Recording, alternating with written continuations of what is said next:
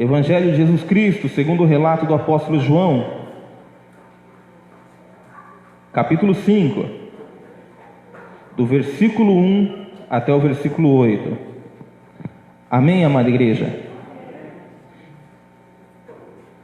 Depois disso, havia uma festa entre os judeus, e Jesus subiu a Jerusalém.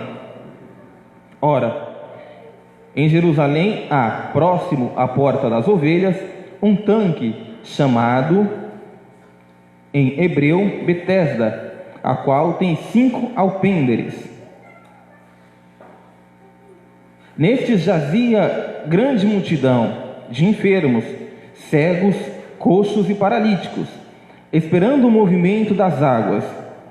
Porquanto um anjo descia em certo tempo ao tanque e agitava a água.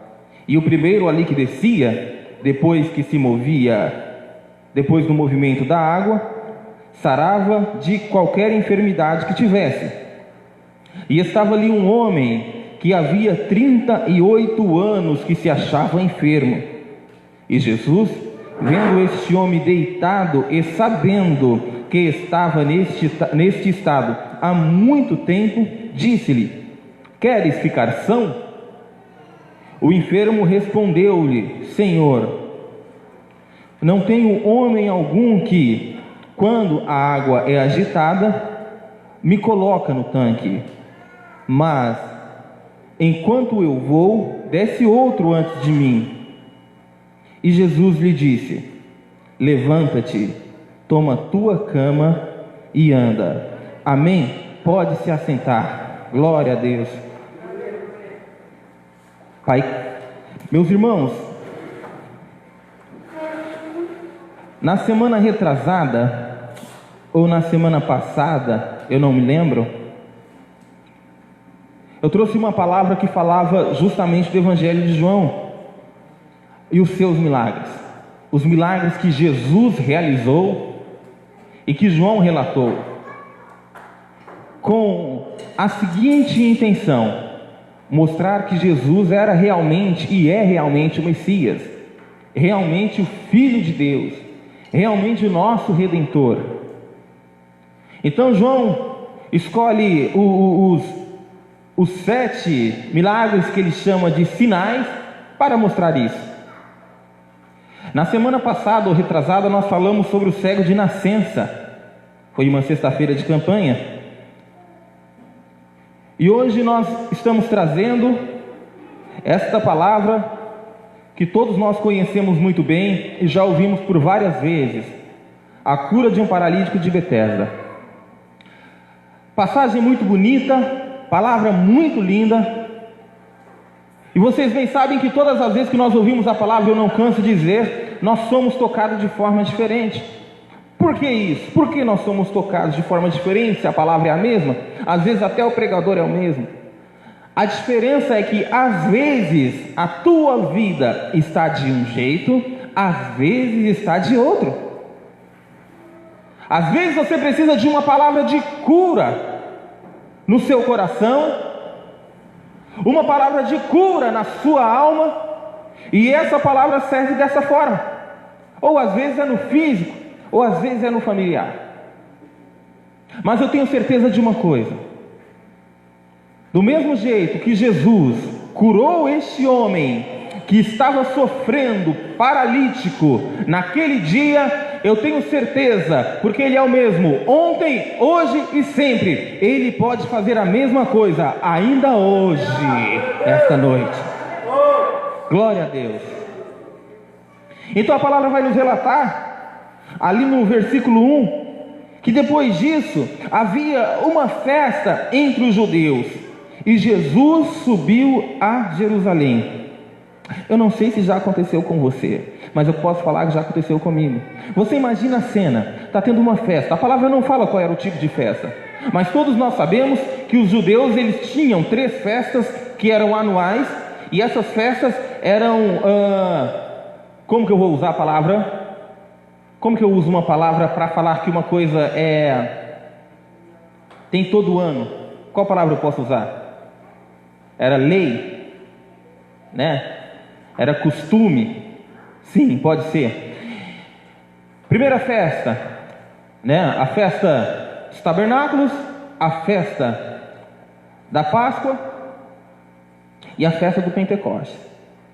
Nós não sabemos qual festa era essa, mas nós sabemos que Jesus subiu para Jerusalém quando estava tendo essa festa. A cena que eu quero que vocês imaginem na sua cabeça, e isso já aconteceu comigo, é que às vezes muitos lugares estão em festa, às vezes muitas pessoas estão em festa, às vezes muitas famílias estão em festa e prosperando, e tudo é motivo de alegria, e tudo é viagem, mas sempre na vida dos outros, enquanto você sofre, enquanto você está no sofrimento. Hoje em dia, com as redes sociais, com as mídias, é fácil você ver pessoas,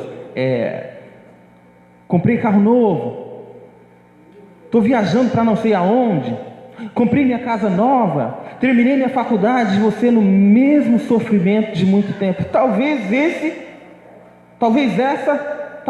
com certeza era a situação daquele homem, porque enquanto todo mundo estava na festa, aquele homem estava sofrendo, no mesmo lugar, na mesma cidade, um próximo do outro, um sofre e outro se alegra.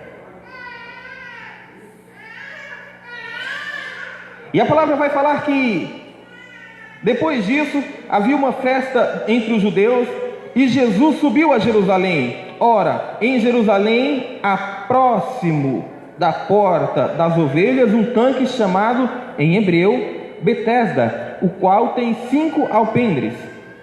Betesda, irmãos, a minha Bíblia anotada, ela explica muito bem o significado da palavra Betesda. 3 significados: casa de misericórdia, lugar de bênção ou lugar de graça. É a tradução de tanque de Betesda. E talvez o nome caiu como uma luva para o momento daquele rapaz. E talvez o anjo que descia, a palavra não vai falar aqui de quanto em quanto tempo, mas se era em época de festa, e as festas são anuais, então de 1 em 1 ano. E quando aquele anjo mexia aquela água, quando a água se movia, Deus agia com misericórdia, Deus agia com graça, Deus agia com bênção para todo mundo, não só para um. Mas eu dou graças a Deus que uma das heranças que Cristo deixou para mim e para você, quando Ele morre lá na cruz, é o livre acesso ao Santo dos Santos. Naquele tempo só um poderia ser abençoado, naquele tempo só um poderia receber misericórdia, naquele tempo só um poderia receber graça, mas hoje nós todos podemos receber essa misericórdia de Deus, porque Cristo pagou o preço para nós lá na cruz. Agora veja, porta das ovelhas. Eu fui procurar saber também, aí eu não encontrei isso daqui na Bíblia, mas eu fui procurar saber também por que porta das ovelhas. Porque João fez questão de enfatizar que este homem, esse grupo de pessoas estava na porta das ovelhas. Não está à toa aqui na Bíblia. Eu falei, não pode estar à toa.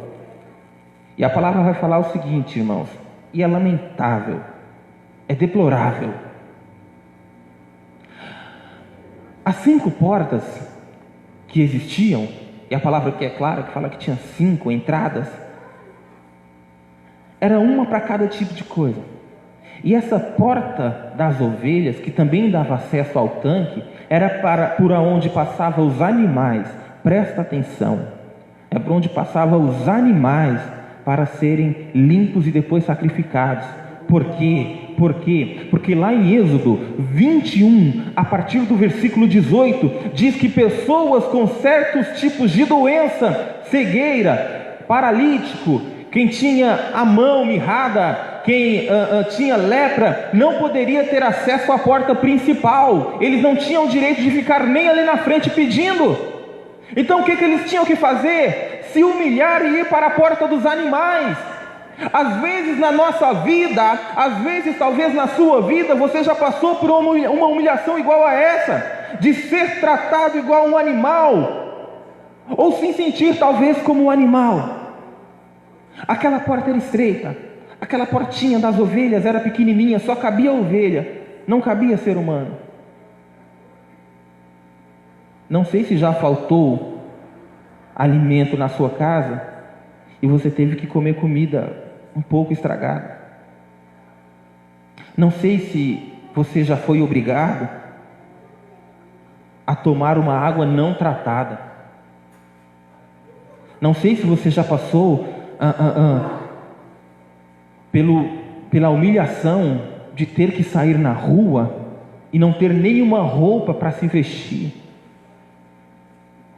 Não sei se você já se viu perdido a ponto de precisar de ajuda ou pedir cestas básicas e assistência social, mas saiba de uma coisa, tem muita gente, talvez aqui na igreja, talvez perto de você, talvez na sua família, que tem passado por isso, mas sabe por que a gente não vê muitas vezes? Porque a gente só olha para a porta principal, esquece da porta dos animais, porque ali talvez não tenha ninguém que te interesse, talvez não tenha ninguém ali que possa nos ajudar, talvez não tenha ninguém ali que possa nos oferecer algo. É por isso que muitas vezes a gente não vê. É deplorável, é difícil, mas eu quero continuar a leitura. Versículo 13. Nestes dias, jazia grande multidão de enfermos, cegos, coxos e paralíticos, esperando o movimento das águas, porquanto um anjo, versículo 4, descia em certo tempo ao tanque e agitava a água, e o primeiro ali que descia, depois do movimento das águas, sarava de qualquer enfermidade que tivesse. Ok, então aquelas pessoas, aqueles doentes, ficavam esperando ali o movimento das águas para se jogar na água, para tocar na água, para descer até aquelas águas, para poder ser sarado de qualquer doença que tivesse. Mas como eu disse, era só uma pessoa. Uma pessoa. E talvez algumas pessoas levassem um certo tipo de vantagem. Talvez não, com certeza. E o paralítico deixa isso bem claro. Um cego talvez levava uma certa desvantagem, porque ele tinha que ficar bem atento com o ouvido para ver o movimento das águas e se jogar. Talvez uma pessoa que só tenha uma mão paralisada tivesse um pouco de vantagem, porque conseguia se levantar e se jogar nas águas. Mas esse paralítico, naquela cama, ele não podia fazer isso de maneira nenhuma, a menos, presta atenção, a menos que alguém o ajudasse. Tem muita gente, meus irmãos, tem muita gente que talvez esteja nessa situação, paralítico, paralisado, perdeu as forças. Talvez o demônio encurralou alguma pessoa, algum amigo, algum irmão que já fez parte da casa de Deus de tal maneira que essa pessoa está paralisada. E se eu e você não fazer algo para movimentar essa pessoa, para dar um jeito de jogar essa pessoa dentro da água, dentro da igreja, próximo de Cristo, essa pessoa vai ficar ali para sempre. Agora veja, a palavra vai falar aqui, versículo 5: e estava ali um homem que havia 38 anos e se achava como? Enfermo. 1 ano de enfermidade é muito? E 2 anos é muito? 3 anos de enfermidade é muito? Agora pensa, é metade de uma vida, 38 anos. Para muita gente, 38 anos é uma vida inteira. Quantas pessoas morrem com 35, 36 anos, 34 anos? Talvez este homem estivesse pensando ali no seu coração, mas não é justo. Por que eu estou passando por isso? Porque comigo, talvez seja essa mesma sensação que você tem no seu coração, não é justo. Tanta pessoa em festa ali, e eu aqui passando nesse desespero, nada dá certo na minha família, nada dá certo no meu emprego, nada dá certo nos meus projetos, e para acabar ainda vem uma enfermidade e toma conta de mim. E quanto tempo nessa situação? 38 anos. Não menospreze o sofrimento alheio. A verdade é essa. Você pode ter certeza que, por mais que nós estejamos passando por dificuldade, tem sempre alguém pior que a gente. Assista os filmes, os documentários que acontecem, das coisas que acontecem lá na África do Sul. Um povo desnutrido, sem água, sem comida, sem saúde pública. E para piorar, os que se convertem ainda são caçados, às vezes incendiados. Mas eles não desistem. Mas eles não negam a fé e vão até o fim. Olha o que acontece com este homem. Jesus, vendo este deitado e sabendo que estava neste estado havia muito tempo, e eu paro aqui. Jesus chega e olha para aquele homem deitado. A palavra vai falar que Jesus sabia que aquele homem estava naquela situação há muito tempo. Você sabe por que Jesus sabia, meus irmãos? Porque Ele sonda o teu coração, porque Ele conhece a tua vida, porque Ele sabe de ti muito mais que você mesmo, porque às vezes o teu marido não te conhece, porque às vezes a tua esposa não te conhece, porque às vezes o teu pai, a tua mãe não te conhece, nem o teu irmão da igreja conhece das suas dificuldades, mas glória a Deus que a palavra diz que Jesus Cristo sabe das nossas dificuldades, nos sonda, e mais, Ele vem para nos socorrer.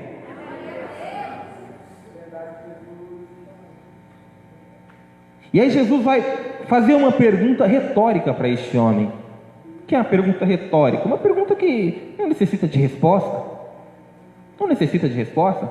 Você chega numa pessoa, presta atenção. A Bíblia não fala que este homem está há 38 anos indo no tanque de Betesda. Não fala isso. E também não fala que é uma vez por ano. Nós deduzimos que é uma vez por ano. Mas o homem já foi lá várias vezes. Não é a primeira vez. E ele está ali esperando. E aí chega Jesus e pergunta para ele: queres ficar são? Talvez hoje, no mundo que nós vivemos, muita gente diga não. Você sabia disso? Por que muita gente diz não? Porque tem gente que não sabe que está doente. É por isso que Jesus perguntou: você quer ficar são? Tem gente que não sabe que está doente. Tem gente que acha que a vida dele se resume nessa vida aqui. E a palavra vai falar que a pessoa, o homem mais miserável do mundo, é aquele que espera de Cristo somente nessa vida. Aconteceu isso na minha família. Eu perdi um irmão que, quando a minha sobrinha foi falar de Cristo para ele, e Deus já tinha me mostrado que ele não saía dali com vida, a resposta dele foi: eu sou forte, eu vou sair dessa. Talvez, agora não. Para quê? O fato é que isso daí foi numa quinta. Na sexta faleceu, no sábado nós enterramos. Ele teve a última chance, mas ele não entendia, ele não conseguiu entender que ele estava doente, mas não doente somente do corpo, mas ele estava doente da alma, porque a alma estava condenada. E ela de repente chega nele e fala: você quer ser salvo? Você quer ser curado? Você quer ir morar com Cristo? Não precisa. Então a pergunta de Cristo é aqui, assim: queres ficar são? E o enfermo respondeu-lhe: irmãos, vamos ser bem sinceros. A pergunta de Cristo, apesar de ser retórica, é uma pergunta direta. Queres ficar são? A resposta é sim ou não. Mas o que esse enfermo respondeu me chamou a atenção a tarde inteira. Ele não respondeu nem sim nem não. Ele não respondeu nem sim nem não. A resposta dele foi a seguinte: Senhor, não tenho homem algum que, enquanto a água agita, me coloca no tanque, mas quando eu vou, desce outro antes de mim. Eu vou separar algumas lições que a gente tira somente nesse versículo. E a primeira lição que nós tiramos nesse versículo é: aquele homem, apesar de já estar cansado, presta atenção, aquele homem, apesar de já estar cansado, ele ainda estava ali buscando por um milagre, e foi por isso que esse milagre o alcançou. Não desista no meio do caminho. Por mais que as coisas estejam acontecendo em volta, por mais que o povo esteja em festa em volta, por mais que você veja as pessoas serem curadas todos os dias, por mais que você tenha contado até hoje história da vida de outras pessoas, um dia Jesus Cristo vai vir até você e vai falar: hoje é dia de você contar a história da sua própria vida. Hoje é o dia de você ser curado. Chega de ver felicidade nos outros, chega de ver outras pessoas serem curadas, chega de contar: a irmã da tal igreja foi curada. Não, hoje é dia de você ser curado. Então aquele homem, a tradução que eu posso fazer da resposta dele é quando ele diz: Senhor, não tem homem nenhum que quando a água agita me coloca no tanque, mas quando eu vou, desce outro antes de mim. Eu não tenho forças, eu dependo dos outros. Outra lição que a gente pode tirar é que muitas vezes, na maioria das vezes, a humanidade ela é egoísta. No íntimo, a humanidade é egoísta. A impressão que eu tenho é que as pessoas querem te ver bem, muito bem, mas nunca melhores do que ela. Porque sempre pulava um na frente. Por quê? Porque quer ficar melhor que ele, porque quer ficar melhor que você. Na primeira oportunidade de receber a bênção, não vai você que está paralítico há mais tempo, vai você que não consegue andar, vai você não, vai eu. Isso daí ficou bem claro nesse seguro. Eu volto a falar esse auxílio emergencial do governo, ficou claríssimo isso daí, claríssimo. O tanto de gente que não precisava e se cadastrou para receber, por quê? Ele vai receber e eu não. Ele vai se dar bem e eu não. A verdade é essa. As pessoas querem te ver bem, mas nunca melhores do que ela. A humanidade é assim, o mundo é assim. Mas deixa eu falar uma coisa para você: nós não somos desse mundo. Nós somos de outro mundo. Nós somos filhos de uma glória, e essa glória não pertence a esse mundo.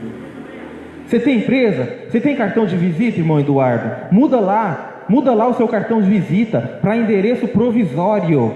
No seu endereço lá, coloque endereço provisório, porque o seu endereço final não é aqui, é lá. Você não é deste mundo, você não é de Peruíbe, você é da glória de Deus, você é do céu, você é habitante, você é cidadão do céu. E é por isso que essas coisas não podem entrar no nosso coração. A gente tem que ver essas coisas e se revoltar com certeza, mas não praticar. Mas esse homem não tinha quem jogasse ele na água. Talvez, irmãos, a sua doença, a sua paralisia seja algo no seu relacionamento, e não tem ninguém que possa resolver por você. Talvez seja algo financeiro, não tem ninguém que possa resolver por você. Talvez seja uma doença física também, e não tem ninguém que vai te jogar na água para resolver para você. Não tinha ninguém que jogasse aquele homem, mas Cristo foi lá. E de repente Cristo olhando para aquele homem falou: eu estou te vendo nessa situação faz muito tempo, faz 3 anos, faz 5 anos, faz 10 anos, faz 38 anos, e a pergunta é: queres ficar são? Você quer ser curado? Você quer ter vida nova? A resposta deste homem me mostra uma outra coisa muito linda, irmãos. Assim como a Mari falou aqui, o Espírito Santo, ele entende e interpreta para Deus o que nós estamos falando, até com gemidos inexprimíveis, sem expressão nenhuma. Não foi assim que aconteceu com Ana? Ela pedindo um filho e pedindo um filho, porque a paralisia dela não era nas pernas, a paralisia dela era no ventre, e ela na porta do templo pedindo um filho: Senhor, me dá um filho, me dá um filho. O sacerdote chega e fala: está bebendo demais. Eu não estou bebendo não, Senhor. E o que aconteceu? O Senhor atendeu a oração. O Senhor deu para ela nada mais, nada menos, um menino chamado Samuel, grande profeta. E esse Samuel, ele fez nada mais, nada menos que ungir o maior rei de Israel de todos os tempos, Davi. Mas por quê? Porque ela foi lá se gemer, ela foi lá se derramar, ela foi lá se entregar aos pés do Senhor e recebeu. Aquela mulher com fluxo de sangue, que não devia estar no meio de ninguém, porque senão ela ia ser apedrejada. Quantos anos com fluxo de sangue? E de repente ela pensa: olha, eu não preciso nem de falar com ele, é só eu tocar na bordinha das vestes dele ali, eu sei que eu vou ser curada. Ele nem precisa de falar nada para mim. E quando ela toca, a palavra fala que Cristo para e fala: alguém me tocou. Os discípulos falam: mestre, mas a multidão está apertando, está todo mundo te tocando. Não. Alguém me tocou diferente, porque de mim saiu poder. Aquela mulher não falou uma palavra, foi só a sua atitude. O Espírito Santo interpretou e foi curada naquele instante. Aleluia, glória a Deus. Por que você está falando isso, Daniel? Porque este homem não respondeu nem sim, nem não. Ele disse: Senhor, não tem um homem algum que quando a água se agita me coloca no tanque, mas quando eu vou desce outro no meu lugar. O Espírito Santo interpretou para Jesus, o próprio Jesus, que é o próprio Espírito Santo, interpretou para ele mesmo. Este homem não tem entendimento de quem é você. Este homem não sabe. Ele não sabe que o Senhor é o Filho de Deus. Ele não tem noção da glória. Ele não tem noção do poder que está perto dele. Este homem perdeu as esperanças. Este homem quer ser curado. Quer, muito, muito. Mas ele olha para a humanidade e desistiu. Ele olha às vezes para os seus irmãos e desistiu. Ele olha para os familiares e desistiu. Alguém tem que fazer alguma coisa. Esse alguém é você, o Espírito Santo. E Jesus disse-lhe: levanta, toma a tua cama e anda. Ele não pediu para ser curado, mas o Espírito Santo interpretou, o próprio Cristo interpretou. Ele não falou quero, não falou não quero. Ele não sabia o que falar, mas Jesus entendeu. Se ele chorasse, Jesus entendia. Se ele berrasse, Jesus entendia. Esses dias o irmão desceu aqui do púlpito. Eu vou falar, o irmão Carlos, né, irmão? Ele desceu aqui e falou bem assim para mim: escuta, irmãos, eu achei lindo. E falei: um dia o Senhor vai me dar uma palavra que vai cair direitinho com o que ele me falou, e está aqui. Quando ele desceu aqui, ele falou bem assim: deu para perceber que eu estava nervoso? Deu para me filmar? Porque foi muito rápido, não foi? Quando ele abriu o culto aqui. Aí eu falei: mas por quê? Não, porque a primeira vez que eu abri eu estava muito nervoso, mas aí eu li, eu comecei a falar e pronto. Eu falei... E ele abrindo o culto aqui e o Senhor tocando aqui, ó. Ele abrindo o culto aqui e o Senhor me tocando ali, ó. O Senhor, Deus, Ele não liga para a sua cultura. Ele não liga para a sua ordem gramatical. Ele não liga para a sua retórica. Ele liga simplesmente se o seu coração está contrito. Porque com o coração contrito, você chora, a lágrima desce e aquilo ali cai como letra no coração de Deus. Pronto! O nosso choro, o choro do crente é poesia para Deus. A entrega do crente é poesia.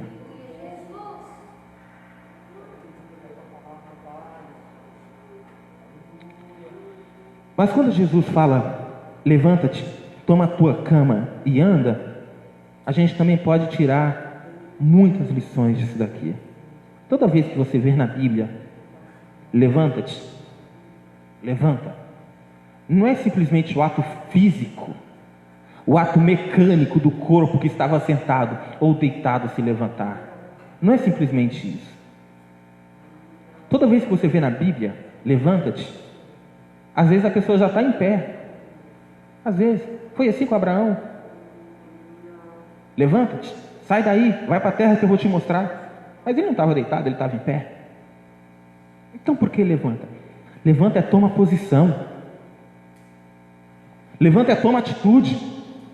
Levanta é, se você confia no que eu estou falando, toma atitude. O milagre, irmãos, ele depende de duas coisas. Duas coisas bem simples. Ele depende primeiro da misericórdia de Cristo. Certo ou errado? Milagre depende da misericórdia de Cristo. Cristo é misericordioso. E a sua misericórdia se renova todo dia, todo dia, todo dia. E a sua misericórdia é infinita? Sim, então o que está faltando? Posicionamento nosso. Por quê? Porque Jesus falou para Pedro, Pedro falou para Jesus: mestre, se és tu mesmo, permita que eu ande até ti. Quando Pedro estava naquela tempestade no meio da água lá, o que Jesus falou? Venha. O que Pedro fez? Foi. E o que ele fez? Andou sobre as águas. Quando Jesus fala para Pedro: lançai a rede à direita do barco e achareis, lá no final do Evangelho de João, o que eles fazem? Joga a rede e vem peixe. Na conversão de Pedro, quando fala, vá para mar alto e lançai as vossas redes para pescar, Pedro dá uma duvidadinha ali, mas depois ele joga. O que acontece? Peixe. Depende de atitude. Teve um homem, um leproso, que chegou até Jesus Cristo. Mateus capítulo 7, capítulo 8, Danielzinho, capítulo 8. E ele chega até Jesus e fala: Senhor, se quiseres, pode tornar-me limpo. A atitude dele de ir até Jesus, a atitude dele de querer o milagre, moveu a mão do Senhor. É misericórdia mais atitude de querer, para que a misericórdia de Deus mude a nossa vida. Então levanta-te, atitude. Outra lição importante que nós podemos tirar desse simples versículo 8 é a seguinte: quando Jesus fala, toma a tua cama e anda. Mas veja, não tem lógica. A pessoa foi curada, andava de muleta. Para que ele vai querer a muleta? A pessoa foi curada, andava de cadeira de roda. Naquele tempo não existia cadeira de roda, por isso que eles andavam com a cama. As pessoas iam carregando ele e colocavam na cama. Fica aí largado. Para que ele vai querer a cama depois? Você sabe por quê, irmão? Você sabe por que Jesus falou isso? Que é para, depois da transformação da vida daquele homem, ele não esquecer de onde ele veio, ele não esquecer de onde ele foi tirado. Ele está com aquela cama ali andando, para ele não esquecer de onde Jesus tirou, de como estava a vida miserável daquele homem, paralisado, humilhado, tratado como animal. E Jesus tira ele de lá e fala: agora você pega a sua cama, não esqueça do que eu fiz. Não esqueça de onde eu te tirei. Não esqueça de onde eu te transformei. Não esqueça do que eu fiz na sua família. Não esqueça do que eu fiz na sua casa. Não esqueça do que eu fiz no seu ministério. O problema é que muitas vezes a gente esquece e larga para trás e pensa em desistir. Não esqueça de onde Deus te tirou. Talvez toda vez que aquele homem estivesse pensando em pular fora, ele via aquele leito ali amarrado, era um tipo colchonete, tipo um cobertorzinho pequenininho. Ele olhava aquilo ali e falava: jamais, para ali eu não volto, para aquele lugar eu não volto. Muita gente que Jesus tirou das drogas e a pessoa quer voltar para a droga. tirou da macumbaria, a pessoa fica se esforçando para voltar para a macumbaria. Não é para você ficar lembrando com nostalgia, mas é para você lembrar para não querer voltar para lá. Eu não li para finalizar, eu não li o versículo 14, mas eu achei algo muito interessante nesse versículo 14 aqui. Eu gostaria que vocês lessem junto comigo. Depois, Jesus entrou no templo e disse-lhe: eis que já está ação. Não peques mais, para que te não suceda alguma coisa pior. Veja, muitas vezes, irmãos, nós passamos por dificuldades que não são culpas da gente. A gente falou na semana retrasada disso. Às vezes não é culpa da gente, mas às vezes é culpa da gente. Jesus não disse aqui para este homem que o problema dele ser paralítico foi o pecado. Jesus não disse isso. Jesus disse: não peques mais para que não te aconteça algo pior.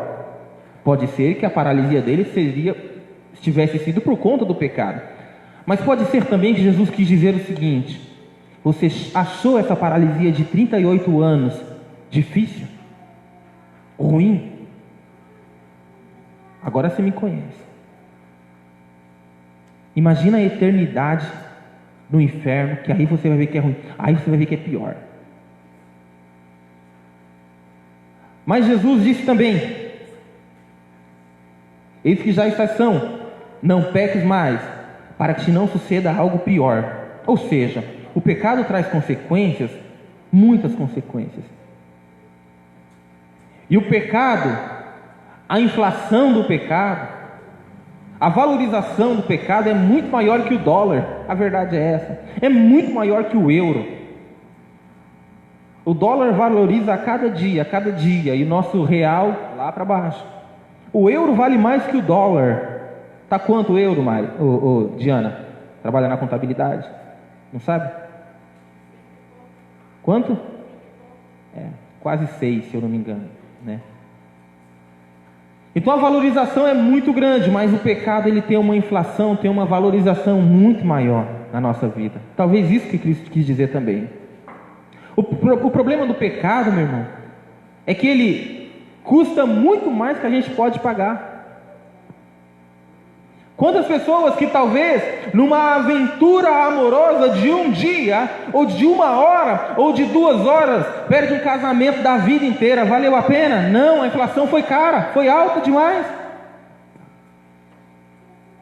Muitas pessoas que desistem de estar na casa de Deus, desistem de fazer a obra e vão fazer as coisas do mundo, vão se envolver com lugares, com coisas e pessoas que não prestam, e de repente ali acontece um acidente, acontece um tiroteio, ali a sua vida é ceifada, foi caro demais.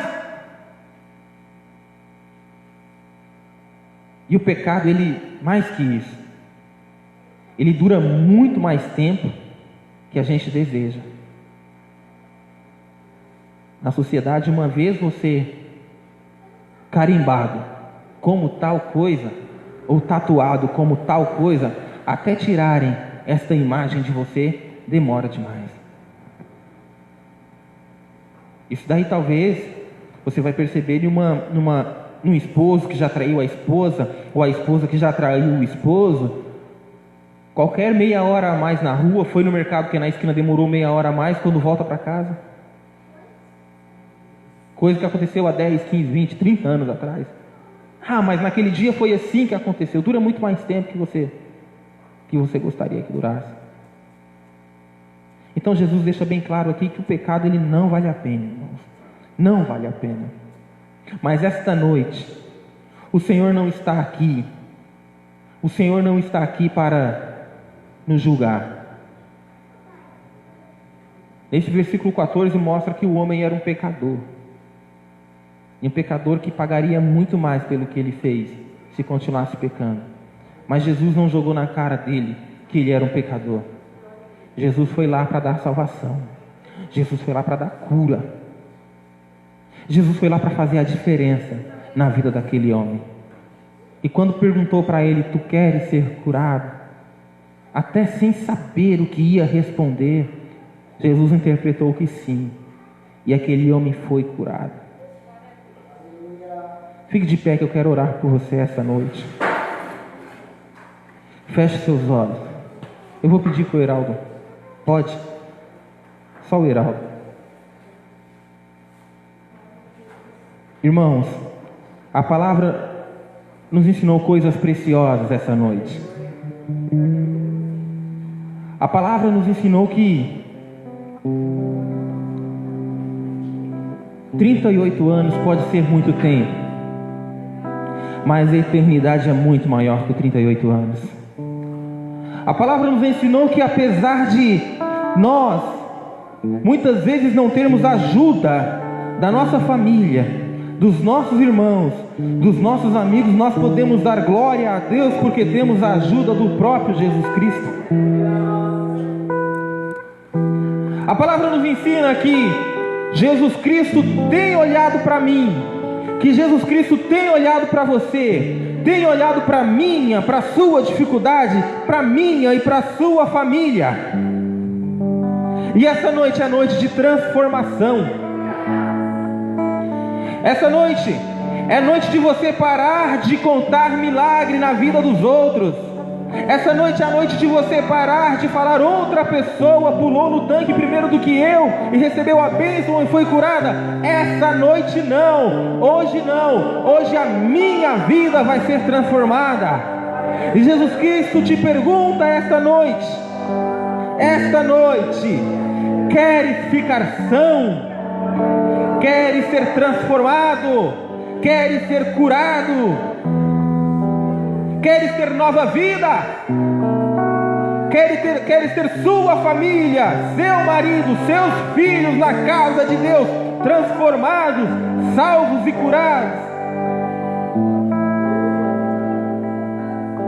A palavra também disse que, assim como você essa noite, Jesus não está ligando se as palavras que saírem das suas bocas são bonitas. Jesus não está ligando para isso. Jesus não está ligando se as palavras são sem cultura. Jesus não está ligando se as palavras que estão saindo da sua boca vão ou não fazerem sentido. Ele está prestando atenção se o seu coração está contrito, se você está se entregando de verdade, porque até com choro, até com os gemidos inexprimíveis, o Espírito Santo traduz para Deus, e Jesus vai falar para você nesta noite: levanta-te, toma o teu leito e anda. Eu quero orar por você esta noite. Deus, Pai querido, talvez, meu Deus, eu seja um daqueles homens que não pode fazer nada por esta pessoa que talvez esteja enferma aqui essa noite.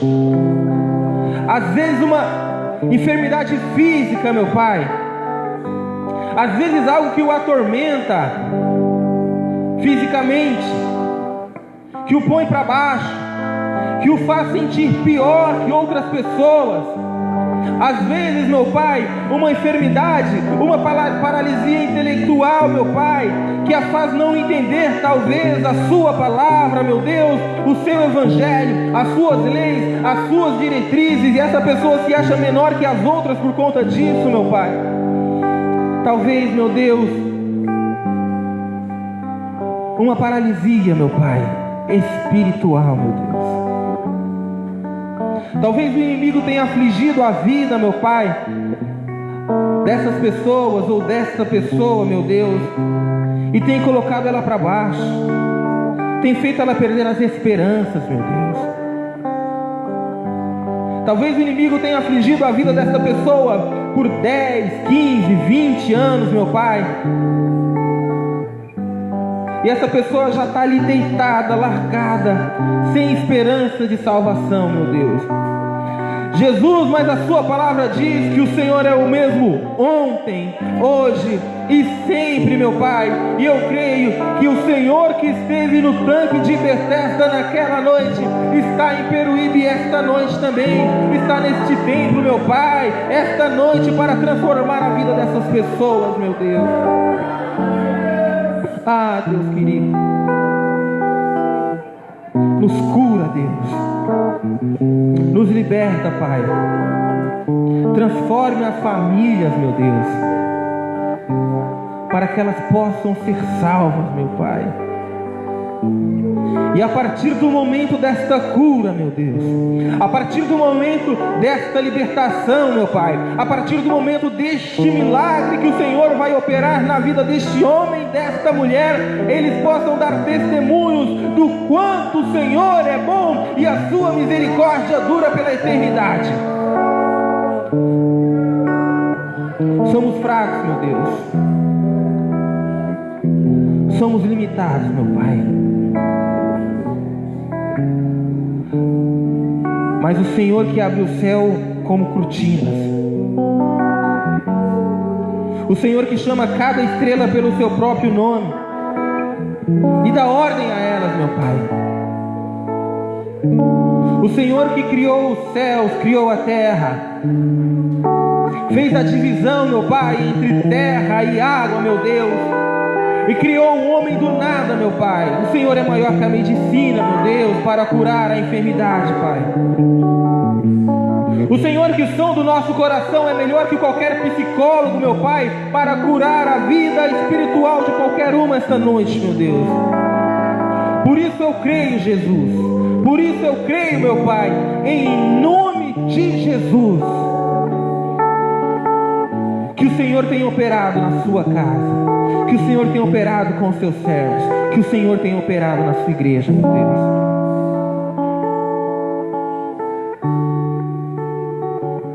E se nós tivermos que esperar mais uma sexta, mais 2 sextas, mais 38 sextas, meu Pai, para receber essa bênção, para receber esse milagre, nós esperamos. Porque um dia será o nosso dia, porque um dia será o meu dia, porque um dia será o dia deste homem, desta mulher, dessa família, meu Pai. E a sua graça, meu Deus, vai nos alcançar e nos envolver cada vez mais, para que possamos estar firmes na tua presença aos seus pés, Senhor Jesus. Ah, Pai, te agradecemos por esta noite, te agradecemos por ter inclinado os ouvidos e ouvir a nossa oração, meu Pai. E que o Senhor possa sempre estar abençoando todas essas ovelhas, meu Pai, todas essas pessoas, meu Deus, que vêm apesar de toda dificuldade, de toda humildade, te buscando em espírito e em verdade, em nome de Jesus. Dê uma salva de palmas para Jesus.